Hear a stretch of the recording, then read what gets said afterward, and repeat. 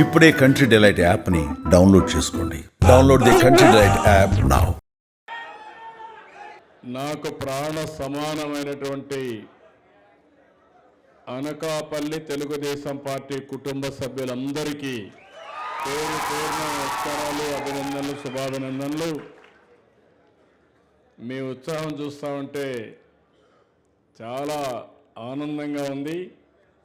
నేను ఎప్పుడు చెప్తాను, తెలుగుదేశం పార్టీ అనేది మామూలు వ్యవస్థ కాదు.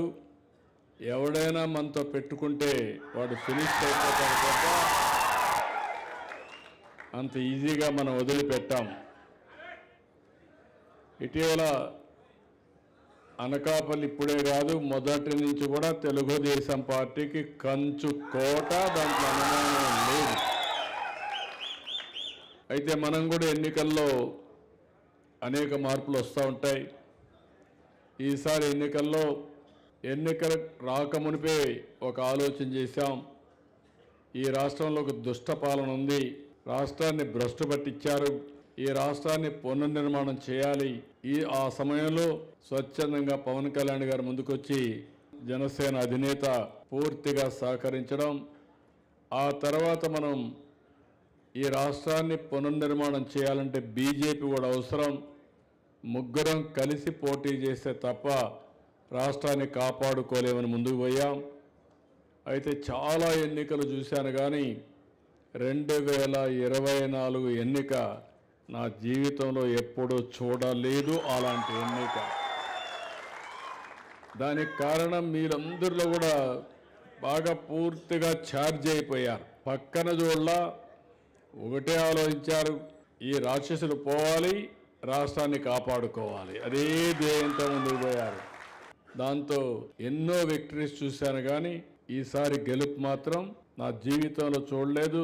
పోటీ చేసిన వాళ్ళల్లో 94% స్ట్రైక్ రేట్ రావడం ఇది ఒక హిస్టారికల్ చరిత్ర. ఇప్పుడు నేను చూస్తే అప్పటికి ఇప్పటికీ ఇంకా కొంచెం పెరిగింది, ఓట్లు పెరిగాయి. దానికి కారణం మీరందరూ పనులు చేయడం. నేను కూడా మీరు చూస్తే ఒక పక్క సంక్షేమం, సూపర్ 6 అన్నాం, సూపర్ 6ని సూపర్ హిట్ చేయడమే కాకుండా ఊహించిన దానికంటే ఎక్కువ చేయగలుగుతున్నాం. ఇంకా నిరంతరం కూడా ముందుకెళ్తాం. నేను ఎన్నోసార్లు చెప్పాను, నా ఆలోచన ఒకటే, మనం కష్టపడేది ప్రజల కోసం, నిరంతరం ప్రజల్ని ఎంపవర్ చేసుకుంటూ ముందుకు పోవాలి. అందుకని నేను ఏమాత్రం కూడా ఎన్ని ఇబ్బందులున్నా చెప్పిన మాట నిలబెట్టుకోవడానికి ముందుకు పోయాం. ఇంకొక పక్కన మన బ్రాండే మీరు చూస్తే అభివృద్ధి, ఒక పక్క సంక్షేమం, ఇంకొక పక్క అభివృద్ధి. అభివృద్ధిలో మీరు చూస్తే గడిచిన 1.5 సంవత్సరాల్లో దగ్గర 18 నెలల్లో 21 లక్షల కోట్ల రూపాయలు పెట్టుబడి వచ్చిందంటే అది మన బ్రాండ్. ఈ రెండు వచ్చిన తర్వాత నేను సుపరిపాలన, నేను ఎప్పుడూ మాట్లాడుతూ ఉంటాను. నన్ను చూడంగానే ప్రతి ఒక్కరిలో ఒక నమ్మకం వస్తుంది ఇండస్ట్రీలో. మొన్నే విశాఖపట్నంలో మీరు చూశారు. అందులో మీరు చూస్తే ఒకప్పుడు ఈజ్ ఆఫ్ డూయింగ్ బిజినెస్ మాట్లాడాం, ఇప్పుడు స్పీడ్ ఆఫ్ డూయింగ్ బిజినెస్ మాట్లాడుతున్నాం. నిన్న కలెక్టర్స్ కాన్ఫరెన్స్లో స్పీడ్ ఆఫ్ డూయింగ్ బిజినెస్ నుంచి speed of doing delivering governance, అంటే స్పీడ్ ఆఫ్ డెలివరింగ్ గవర్నెన్స్ అంటే ఎవరు ఎక్కడున్నా రియల్ టైంలో ఏ పని కావాలన్నా చేసి పెట్టే బాధ్యత, ₹1 అవినీతి లేకుండా సేవలు అందించే బాధ్యత ఈ ప్రభుత్వం ఇస్తామని చాలా స్పష్టంగా నేను హామీ ఇచ్చాను. రాబోయే 1 సంవత్సరంలో మీరు చూస్తారు, అన్ని సర్వీసులు ఆన్లైన్లో ఉంటాయి, ఇచ్చే బెనిఫిట్స్ అన్నీ కూడా పర్ఫెక్ట్గా ఉంటాయి, ఎక్కడా లిటిగేషన్ ఉండదు. ఎవడైనా భూ కబ్జా చేస్తే అక్కడనే పాచేస్తాం తప్ప వాడిని వదిలిపెట్టే పరిస్థితి ఉండదు. రౌడీలకి రాష్ట్రంలో స్థానం లేదు.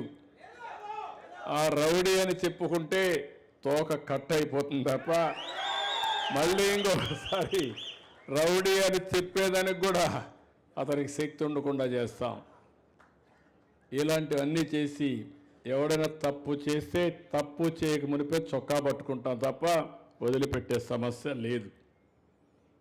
ఇవన్నీ కూడా ఇప్పటికే మీరు చూసుంటారు. మీరు నాకు ఒక మంచి పని చేయాలి, మీరు టెక్నాలజీ వాడాలి, మన యాప్ వాడాలి, మన మిత్ర వాడాలి.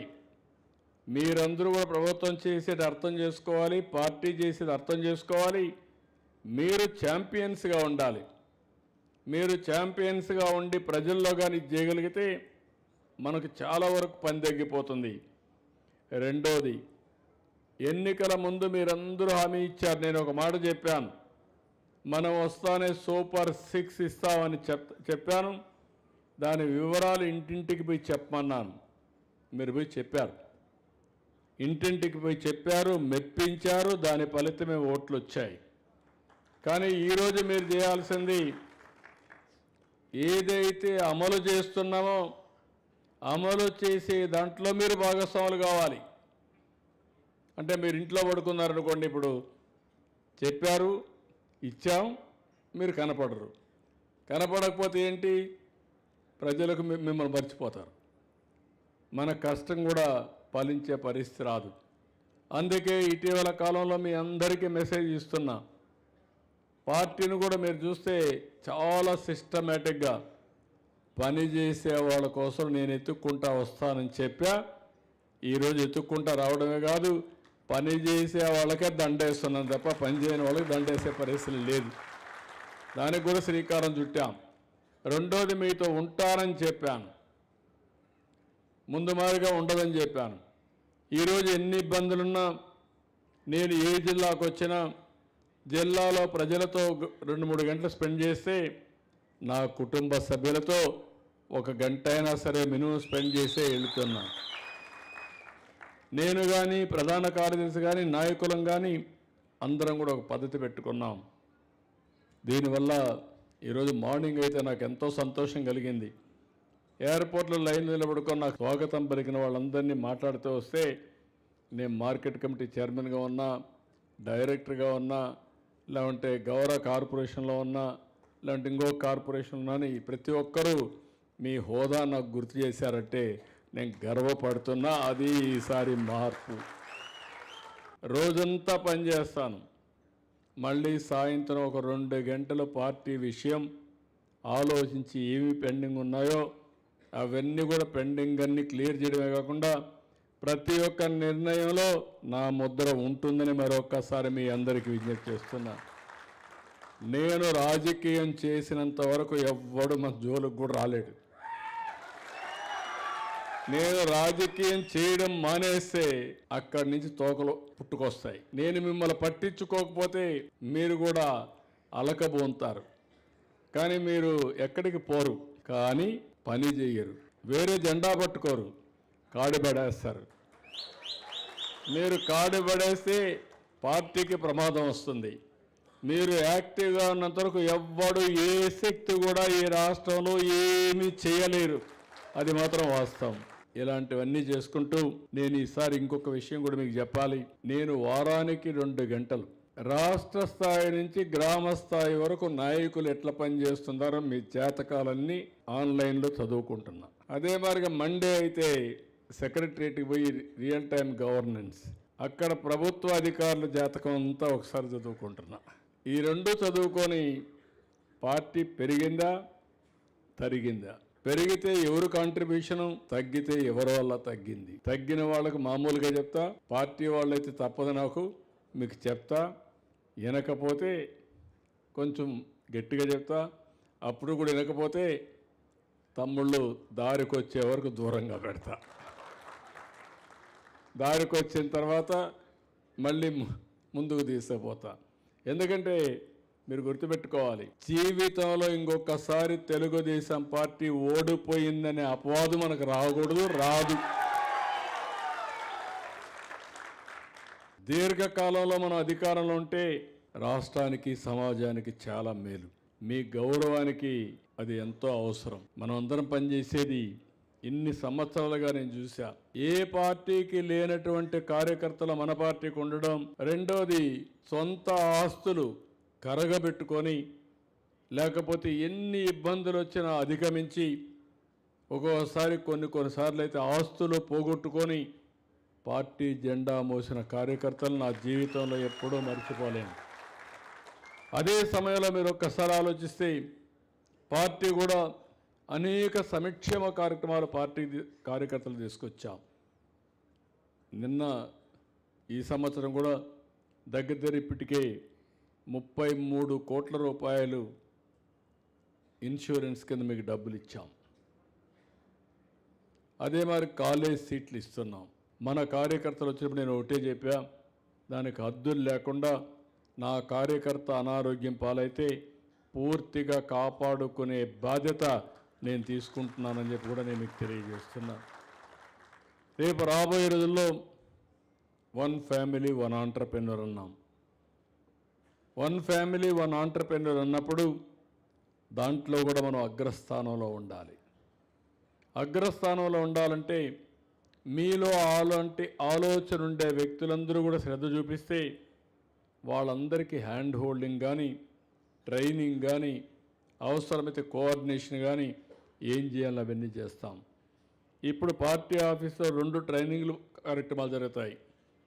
ఒక ట్రైనింగ్ ప్రోగ్రాం మిమ్మల్ని రాజకీయ నాయకులుగా తయారు చేయడం, సమర్థవంతమైన రాజకీయ నాయకుడిగా తయారు చేయడం.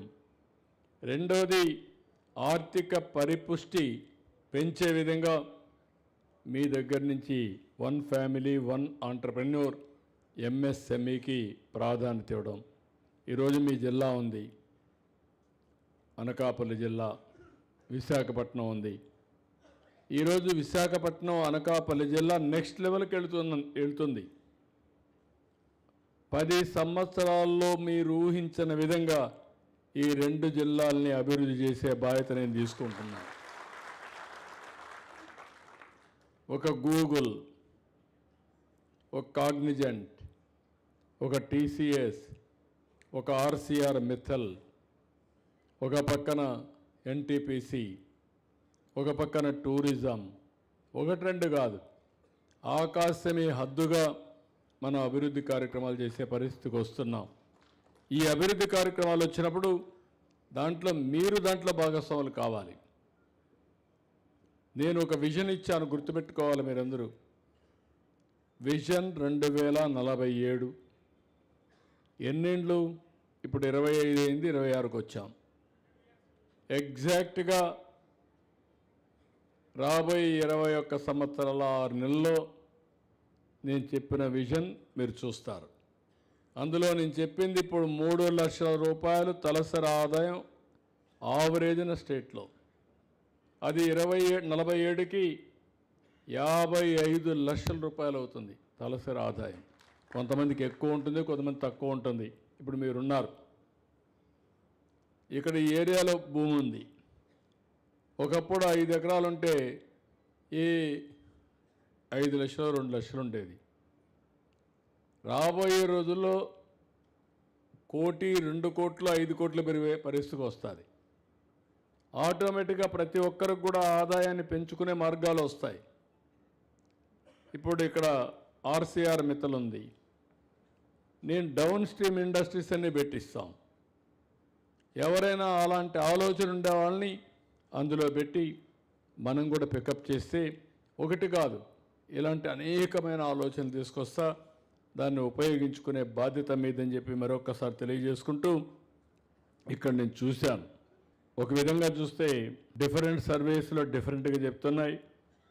ఓవరాల్గా మాత్రం నాకు ఈ 4-5 జిల్లాల్లో పార్టీ ఇమేజ్ అంటే ఎన్డీఏ ఇమేజ్ పెరిగింది, తెలుగుదేశం పార్టీ ఇమేజ్ పెరుగుతూ ఉంది, వైఎస్ఆర్ కాంగ్రెస్ పార్టీ మసకబారే పరిస్థితి వచ్చింది.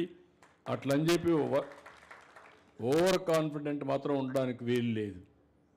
నేను మాత్రం చాలా జాగ్రత్తగా ఎప్పటికప్పుడు ఇవన్నీ కూడా అధ్యయనం చేసుకుంటూనే ఇక్కడ పార్టీ ఇన్ఛార్జి కూడా చెప్తున్న గోవింద్ గారికి మనం అందరం కూడా ఇంకోటి కూడా గుర్తుపెట్టుకోవాలి, రేపు రాబోయే రోజుల్లో కూడా ఎన్డీఏ ఉంటుంది. అనేక సార్లు మన పవన్ కళ్యాణ్ గారు చెప్పినట్టు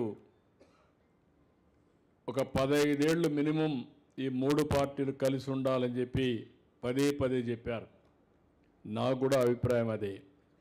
అందుకే నేను ఆయనకు గౌరవం ఇవ్వడం, ఆయన నాకు గౌరవం ఇవ్వడం, అదే మరి ప్రధానమంత్రి గారు కానీ కేంద్రం కానీ మనం అనుకున్న పనులు చేయడం, ఇవన్నీ కూడా ఒక పద్ధతి ప్రకారం చేసుకుంటూ వస్తున్నాం. మీరు కూడా ఆలోచించాల్సింది, అవసరమైతే ఇంకొక 2 పనులు ఎక్కువ చేస్తాం ఇలాంటి నియోజకవర్గాల్లో.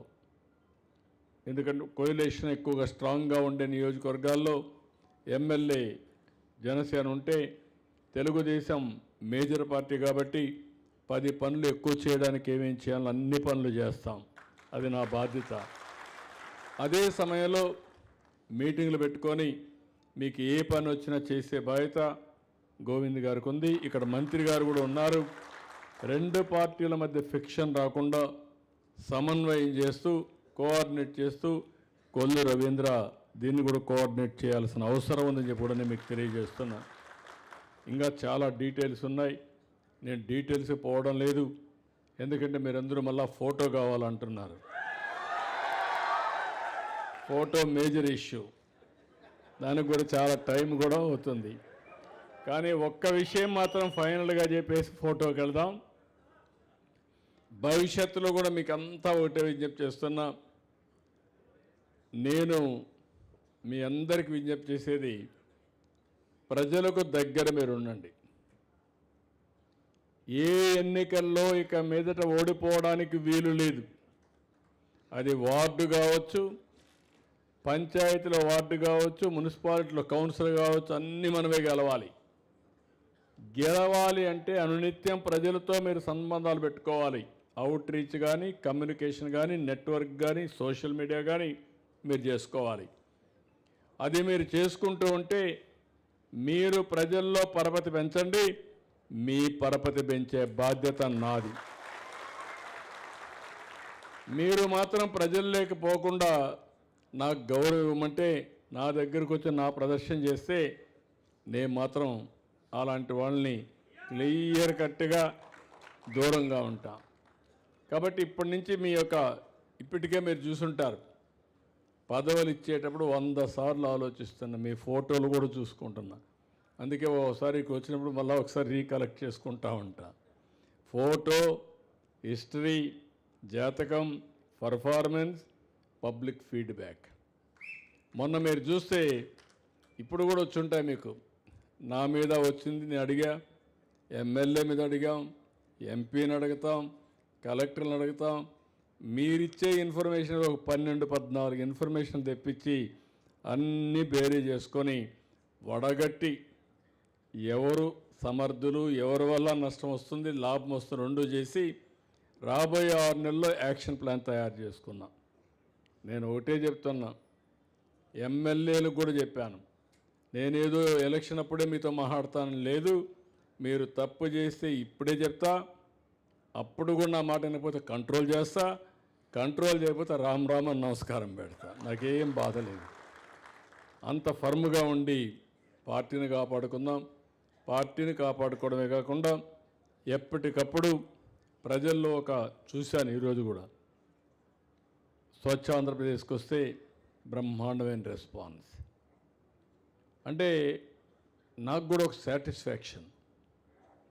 రాబోయే 3 నెలల్లో 4 నెలల్లో మ్యాక్సిమం 1 ఇయర్లో ఈ రాష్ట్రం మొత్తం ఇంట్లో ఉండే చెత్తను పొడి చెత్త, తడి చెత్తగా మార్చి అక్కడి నుంచి కాంపోస్ట్ కానీ లేకపోతే ఈ చెత్తను తీసుకుపోయి కరెంటు తయారు చేసుకొని ప్రతి ఒక్క ఊరు, ప్రతి ఒక్క గ్రామం ఒక పరిశుభ్రమైన గ్రామంగా తయారు చేసుకుంటున్నారు. అనేకమైన వినూత్నమైన కార్యక్రమాలు తీసుకొచ్చాం. దీనివల్ల రాబోయే రోజుల పొలాల్లో ఉండే గడ్డి దగ్గర నుంచి, సర్క్యులర్ ఎకానమీలో ఎలక్ట్రానిక్ వేస్ట్ దగ్గర నుంచి everything how to convert it అనేది సర్క్యులర్ ఎకానమీ ద్వారా ముందుకు పోతున్నాం. ఇది చేయగలిగితే నేను ఎప్పుడో 3 డికేడ్స్ ముందు స్టార్ట్ చేశాను. పచ్చదనం, పరిశుభ్రం, అదే మరి నీరు మీరు అనే కార్యక్రమాలు. ఈరోజు మీరు చూస్తున్నారు నీరు మీరు కార్యక్రమం. రేపు తొందరలోనే విశాఖపట్నం వరకు ఉత్తరాంధ్ర సుజల స్రవంతి వస్తుంది. ఇది శ్రీకాకుళం వరకు తీసుకెళ్తాం. ఈ సంవత్సరం 2-3 నెలల్లోనే ఈ నీళ్లు తీసుకొచ్చే బాధ్యత తీసుకుంటాం. ఫైనల్గా మిమ్మల్ని కోరేది మళ్ళీ విజ్ఞప్తి చేస్తున్నా, ట్రెమెండస్ అభివృద్ధి చేస్తున్నాం. నా జీవితంలో నేను ఊహించినటువంటి అభివృద్ధి చేయగలుగుతున్నాం. అదే సమయంలో మిమ్మల్ని కోరేది దీన్ని ఓట్లుగా మార్చే బాధ్యత మీది. మొన్న మనకు వచ్చింది 57% ఓట్లు వచ్చాయి. 94% స్ట్రైకింగ్ రేట్ వచ్చింది. ఒక 4-5% పెంచితే 100 సీట్లు మనమే గెలుస్తాం.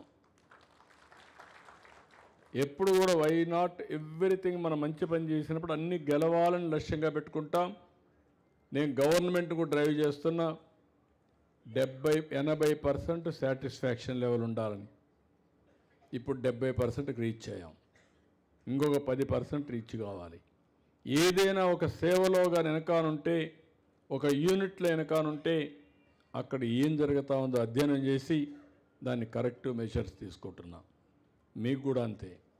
పొలిటికల్గా పలాని ఊరిలో పలాని యూనిట్లో నష్టం వస్తుందంటే ఎందుకు వస్తుందో అధ్యయనం చేస్తా. పలాని బూత్లో నష్టం వస్తుందంటే ఆ బూత్ కూడా అధ్యయనం చేస్తా. ఒకవేళ ఆ బూత్లో ఉండే వ్యక్తి సమర్థుడు కాకపోతే సమర్థుడు ఎక్కడున్నాడు ఎతికి అతన్ని పెడతాం. ఆ విధంగా ఎక్కడ కూడా వీక్ లింక్స్ లేకుండా మొత్తం స్ట్రెంగ్తన్ చేసుకుంటే, రీస్ట్రక్చర్ చేసుకుంటే మనకు ఇంకా ఓటమి సమస్య ఉండదు.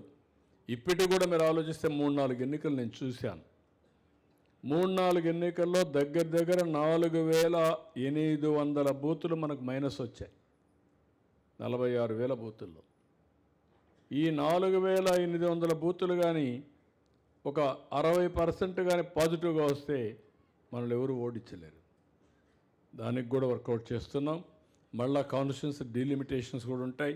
ఆ విషయం కూడా మీరు గుర్తుపెట్టుకోవాలి. మొన్నే గవర్నమెంట్ ఆఫ్ ఇండియా క్లారిటీ ఇచ్చారు. మళ్ళా డీలిమిటేషన్స్ ఉంటాయి. మనకు కాన్స్టిట్యూన్సీ కూడా పెంచాలి. దానికి కూడా వర్కౌట్ చేస్తాం. అల్టిమేట్గా మిమ్మల్ని నేను కోరేది సమర్థుల్ని ఎంపిక చేసే బాధ్యత నాది, సమర్థులుగా తయారయ్యే బాధ్యత మీది. Thank you one and all. Good luck.